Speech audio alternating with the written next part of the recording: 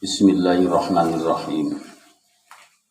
Awaitu itikafa fi hadzal masjidi ma dumtu fihi sunnatillahi ta'ala. La ilma lana illa ma 'allamtana innaka antal alimul hakim. Allahumma faqihna fid din ya Allah wa 'allimna ta'wil. Infa'na ma 'allamtana, 'allimna ma yanfa'una warzuqna ma yanfa'una, dzakirna ma nasina fa'una wahtim lana ma yanfa'una. Qala mu'allif rahimahullah ta'ala wa nafa'ana bi ulumihi wa amidana bil asraril lati awdantaha ladai amin ya rabbal alamin. Wala yuktalu, juga tidak dihukum mati, tidak divonis hukuman mati. Siapa hurrun, orang yang merdeka, ia tidak boleh dihukum mati birokikin sebab telah membunuh seorang budak. Birokikin sebab telah membunuh seorang budak.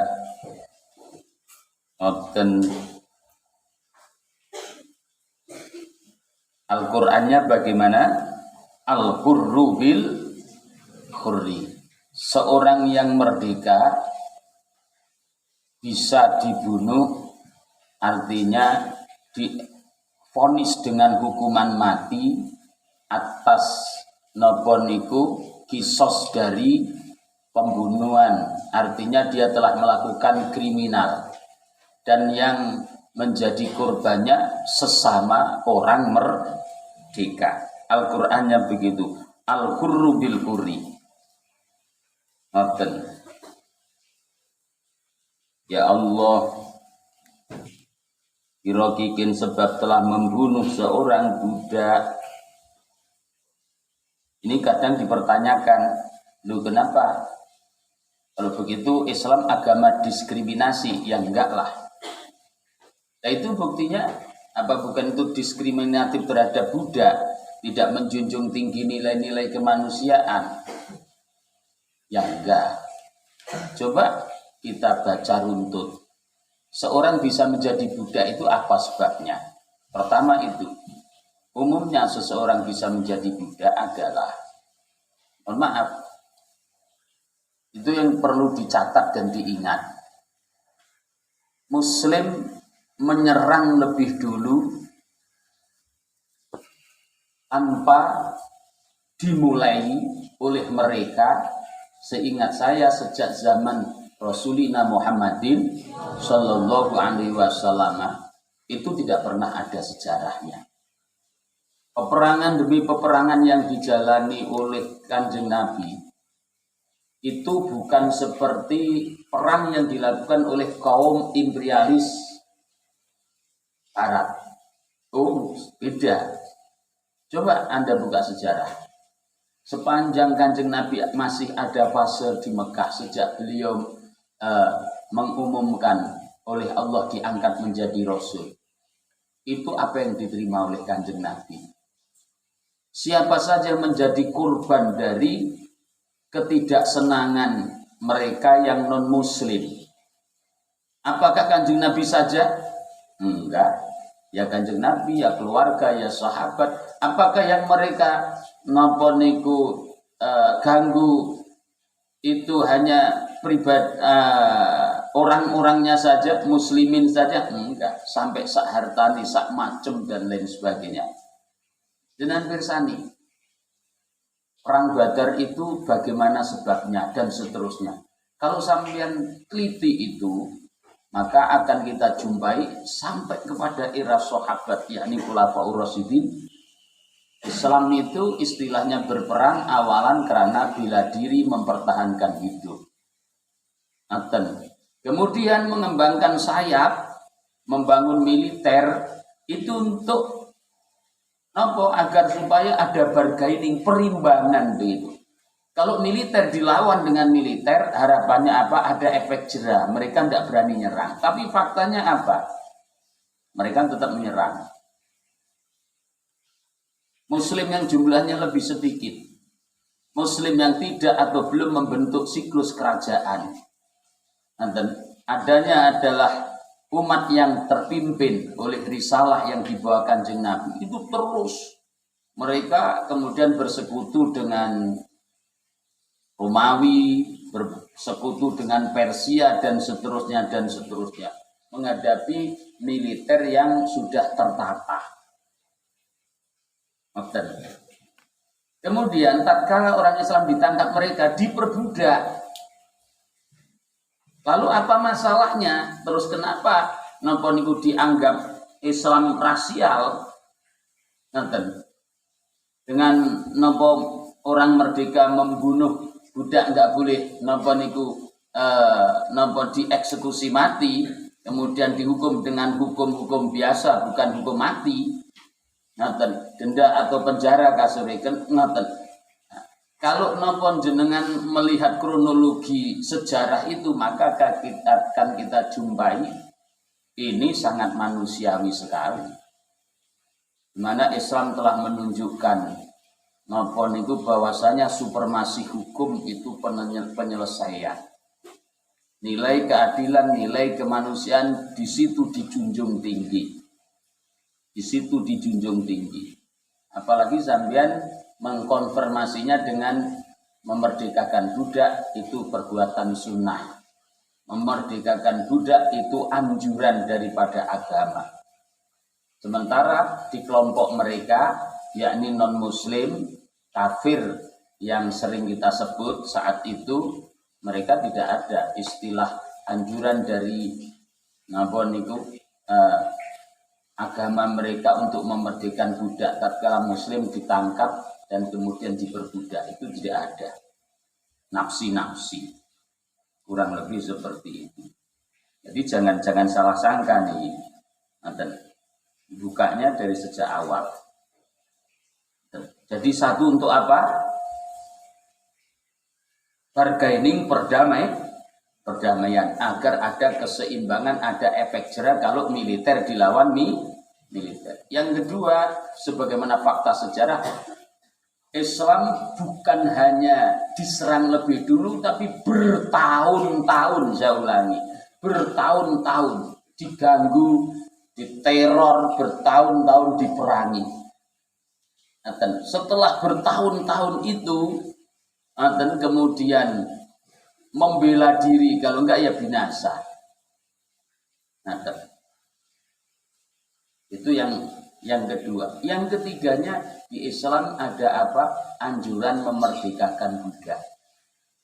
Dari situ, klaim orang yang gagal paham dari orientalis barat itu tidak cocok dengan kenyataan. Walau karena dan bila mana ada. Siapa al-maktul? Ngoten niku, siapa al-maktul, kurban yang terbunuh. Siapa yang ada al-maktulu, korban yang terbunuh, ada itu angkodo, lebih rendah derajatnya. Angkoso bukan angkodo, lebih rendah derajatnya.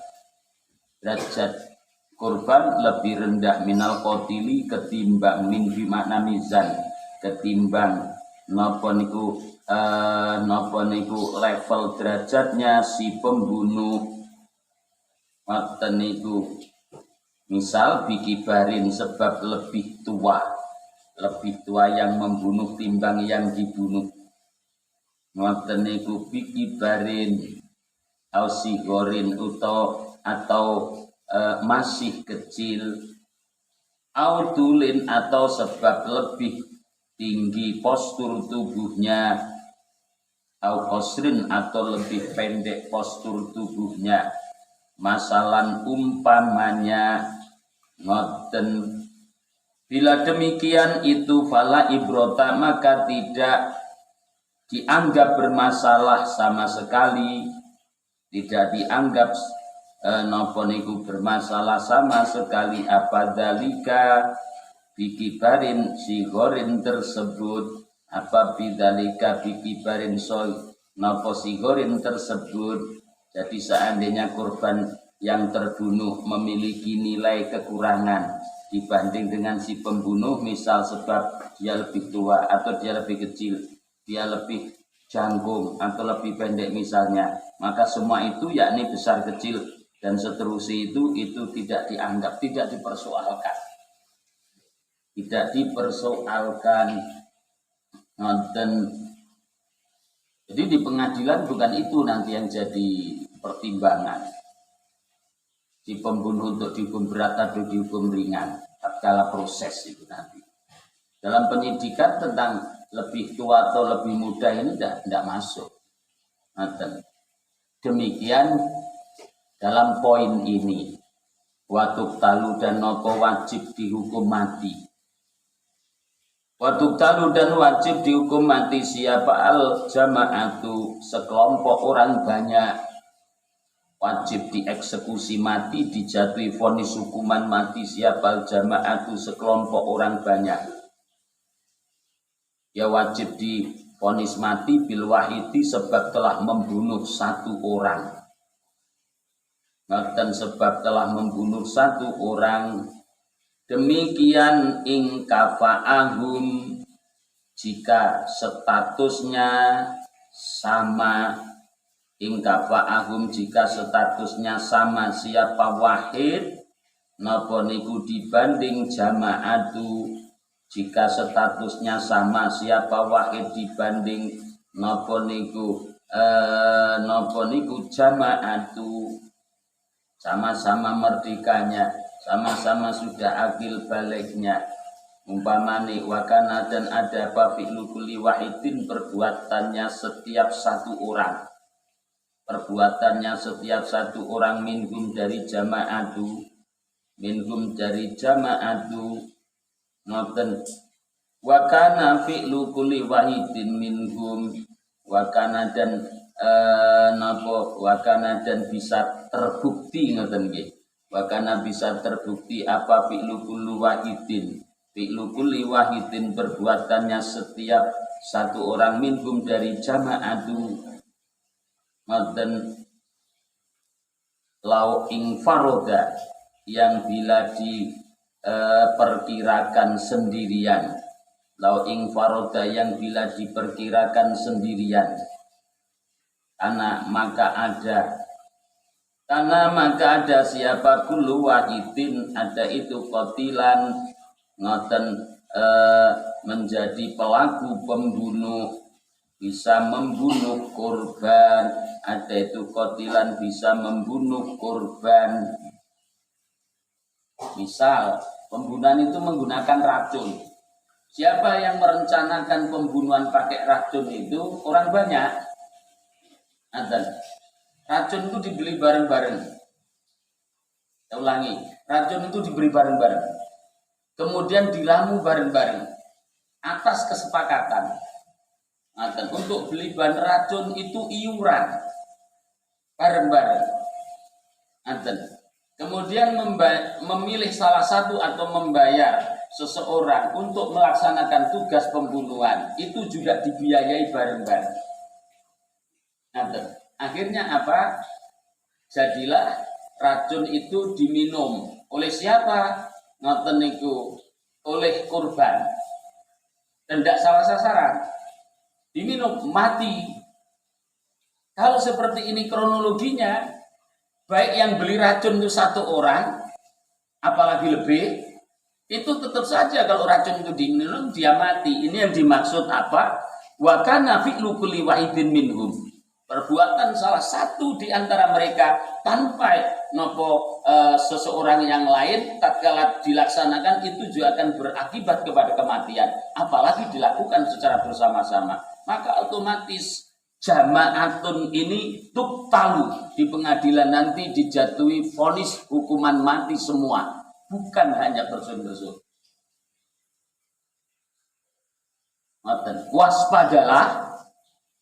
Waspadalah. Allahu Akbar. Ini dalam peradilan Islam versi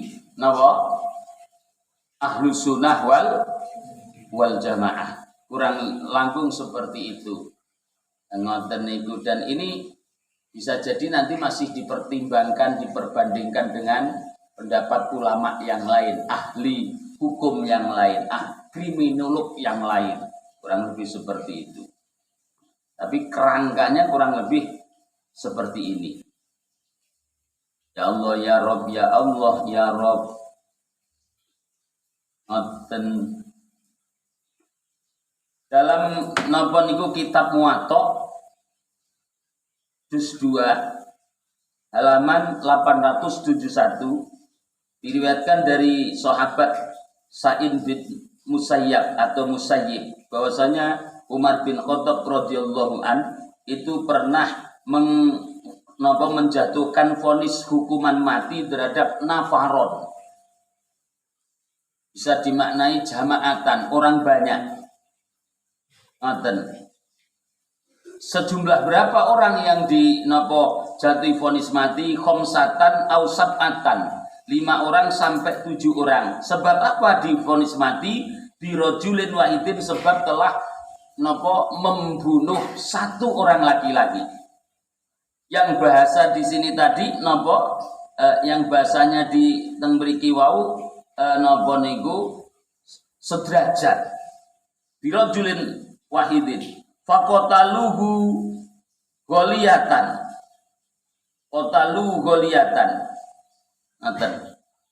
nah, di mana yang riwayatnya kronologinya 7 orang tersebut membunuh 1 orang itu dalam kondisi apa ya, bahasa Jawa ini nglimpe bahasa Indonesia apa?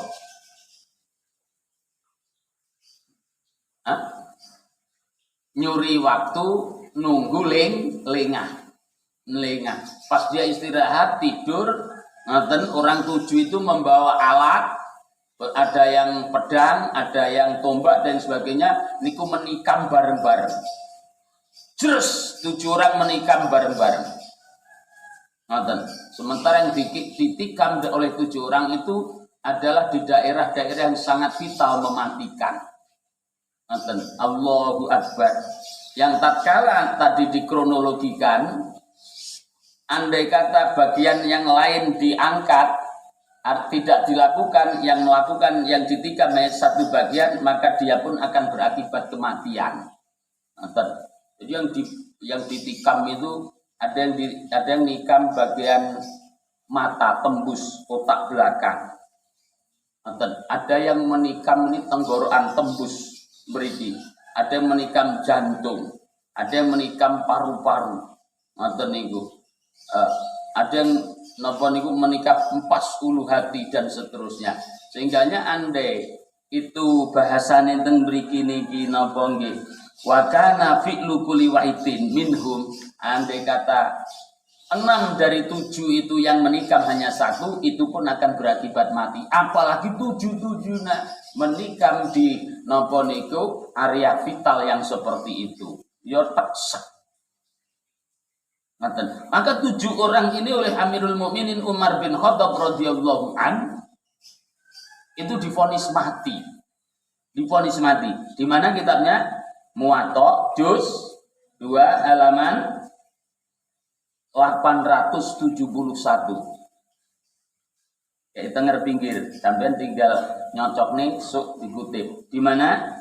Kitab Muwatta. Ngoten. Al-Muwatta Ibnu Malik. Kenapa? Imam Malik.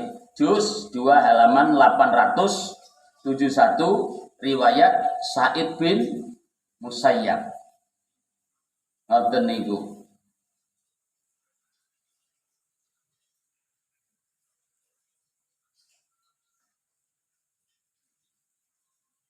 Ini bahkan beliau berpidato. Ngoten niku. Lau tamala'a alaihi ahlu Son'a, seandainya penduduk Son'a keseluruhan sepakat untuk membunuh 1 orang tersebut, laqataltuhum, maka pasti akan aku jatuhkan vonis mati untuk semua penduduk Son'a itu. Artinya apa? Dalam Islam tidak boleh membunuh kecuali ada hak. Dan eksekusi mati itu setelah melalui proses peradilan, dan peradilan melalui proses yang benar. Tanpa itu tidak boleh golongan sami dengan sengaja membunuh seseorang. Lain kali kalau sekedar hanya bela diri itu lain. Kalau nopo niku bela diri itu lain. Ngoten. Di sini tamala'a itu bermakna ittafaqo atau bermakna tawatta'a. Ngoten. Ittafaqo atau bermakna tawatta'a. Ngoten. Ya Allah, ya Allah, ya Rabb. Ngoten. Niku mantambahi Al-Maidah 45 ya. Al-Maidah 45. Berapa? Al-Maidah 45. Wa katabna 'alaihim fiha anna an-nafsa bin-nafsi wal 'aina bil-'aini wal anfa bil-anfi wal uduna bil-uduni was sinna bis-sinni wal juruha qisas. Dan Al-Maidah 45 di sini diatur seperti itu. Ya Allah, ya Allah, ya Allah, ya Rabb. Ma'asyara kemudian memberi petunjuk, memberi isyarat sinten al-musannifu, seorang penyusun kitab. Penyusun kitab memberikan petunjuk liqaidatin kepada napa niku undang-undang. Ngoten atau kaidah. Beliau mengisyaratkan bi qolihi dengan perkataannya musannif badalnya qolihi wa kullu sahsoini, yakni lafadz wa kullu sahsoini, yakni lafadz wa kullu sahsoini. Ngoten. Ya Rabbi bil Mustafa balligh sindana waghfir lana ma madha ya wasi'al karami murka ayah ibumu murka Tuhan padamu ridho ayah ibumu ridho Tuhan padamu Maulaya sholli wa sallim daiman abada ala al-habibika khairi khalqi kullihim murka guru padamu murka Tuhan padamu ridho guru padamu ridho Tuhan padamu huwal habibul ladzi turja syafa'atuhu likulli haulin minal ahwali muqaddahimi ya arhamar